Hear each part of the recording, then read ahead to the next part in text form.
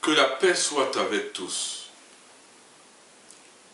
Les temps que nous vivons sont à la fois difficiles et se veulent décisifs. En effet, l'heure n'est plus de créer de nouvelles doctrines car nous en sommes envahis. Celles qui existent déjà, les unes comme les autres, ma foi, sont convaincues de détenir la vérité exclusive. Il est inutile désormais d'inventer de nouvelles sectes. Elles sont si nombreuses, se réclamant performantes dans le mal, la méchanceté, du satanisme, les unes mieux que les autres. Ce n'est plus le temps de parcourir la terre à la quête d'un nouveau Dieu autre que celui que nous avons toujours fait semblant d'obéir. Mais l'heure devait venir, et elle est enfin venue. Repentez-vous. Il n'existe qu'une seule vérité, comme il n'existe qu'un Dieu. Aussi invraisemblable que cela puisse paraître, travailler pour Dieu et conduire les questions spirituelles est l'une des hautes missions qu'un homme puisse obtenir de la part de l'Éternel pour ses semblables ici-bas et pour la cause de l'humanité.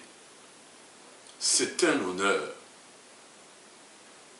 C'est donc une des responsabilités que nul ne doit en aucun cas s'improviser pour un quelconque but égoïste. Il échouera. Cependant, nous constatons que ceux qui travaillent pour Dieu, ceux-là qui font la promotion de ses œuvres et de sa parole, qui sont censés conduire les hommes sur le chemin de la vie éternelle, ceux qui se promènent avec des longues robes, des beaux costumes taillés et des grosses Bibles sous les bras, qui se font appeler apôtres, évêques, bishops, et que savons-nous d'autres? Ils sont devenus la risée et objet de moquerie sur la surface de la terre. Quant à ceux qui fréquentent leurs églises et qui vont dans leurs assemblées, ceux-là ne rencontrent à l'intérieur que amusement, spectacle, théâtre, comédie, au nom de Dieu. En fait, nous y sommes. Voilà l'apostasie généralisée. Ces lieux n'inspirent désormais que débauche, méchanceté, hypocrisie, jalousie, compromis et corruption. Nous ne revenons pas de là sans nous être enfoncés davantage dans la confusion du mensonge pervers et l'ignorance totale de notre Dieu, un Dieu d'amour, un Père si bon et miséricordieux. Le fait est, dans ces endroits qui rassemblent les gens au nom de Dieu, ça sent mauvais. Oui, il se trouve une maladie contagieuse qui sent mauvais. Il y a une pathologie gangrénée, une sorte de redoutable infection. Vous voulez que je vous dise de quoi il s'agit et quelle maladie? Eh bien, je vais vous le dire. L'Église souffre du manque de crainte de l'Éternel. C'est bien cela, oui. Le manque de crainte de l'Éternel est la maladie dont est victime l'Église de notre temps. Son virus est profondément ancré aussi bien dans les émotions, fortement accroché dans la chair jusqu'à l'âme.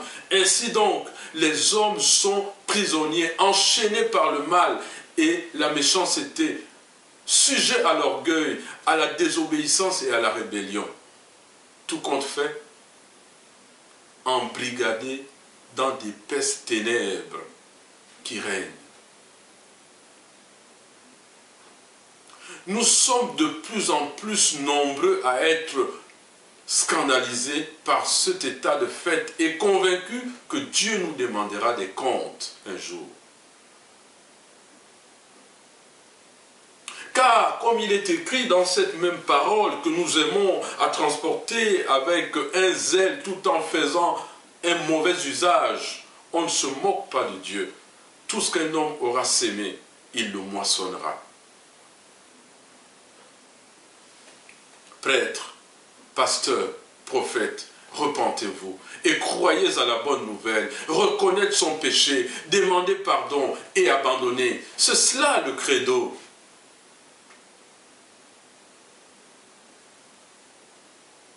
Repentez-vous, le jugement commencera par la maison de Dieu. Sinon, comment expliquer qu'il n'y a que division et scission? Comment comprendre qu'il n'y a que scandale et lamentation? Les églises sont devenues des temples où se négocient des business de tout genre, des lieux où la fausse prophétie a trouvé son lit. Le mensonge et la tromperie sont distillés sans état d'âme. Des lieux où se tiennent debout devant la chair des faux pasteurs et des faux prophètes, comme au temps du prophète Jérémie. Au cours du siècle passé, la parole de Dieu écrite fut même utilisée à des fins cyniques pour avilir des peuples entiers et tenir en laisse des hommes dans l'ignorance jusqu'à ce jour.